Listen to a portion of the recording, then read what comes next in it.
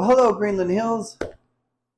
I'm coming to you today from the kitchen at the church. I haven't shot a video from here since right at the beginning of my tenure when I was making communion bread. But I wanted to come here for this video today because amazing things happen in kitchens. You know, of course, every Saturday, Bill and BJ Gavitt gather in their kitchen to make communion bread for our 9 o'clock service and to make bread for the community. And once a month, I go to my kitchen to make bread for the 11 o'clock service, and of course, many other things. What you might not know, in this kitchen, 5 days a week, 3 times a day, meals are prepared for 80 children.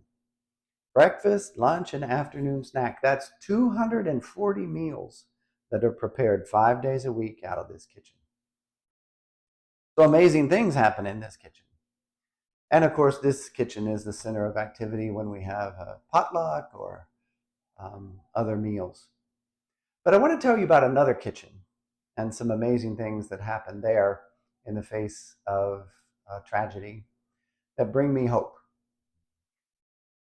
Many of you may already know that, unfortunately, Sunday night, Emmanuel Community Center suffered a break-in. And all the food that was going to be distributed on Tuesday morning to the unhoused folks who come to Emmanuel Community Center and rely on Emmanuel Community Center for food, all that food was stolen. Michelle was on her way to San Antonio to spend some time with friends, and the interim pastor at Emmanuel Community Center, in the absence of leadership, wanted to cancel. But Greenland Hills people stepped in and said, we can make this happen. So I got a call Monday morning that said just simply, do you think we can make this happen? And without hesitation, my answer was absolutely. So things were set in motion, wheels started turning, people gathered, plans were made, and Tuesday morning food was served to 50 to 60 people without a hitch, as if nothing had happened. All because Greenland Hills is the kind of community that when we see a need, we step in. All because we're in a financial position right now that when these things happen, we can say yes. Now, of course, I promised to make this happen out of designated funds because I was hopeful, and I am hopeful, that some of you will step up to help replenish those funds. There's a link below in the newsletter to do that.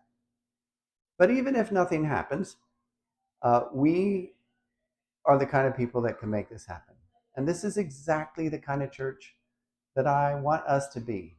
That when there's a need, we can step forward and say yes, without hesitation. And that's only possible because of who you are.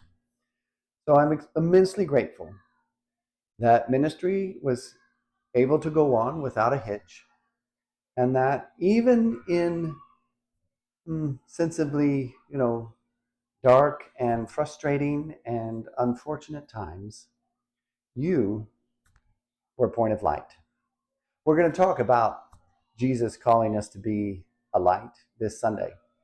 So I hope you'll join us in church.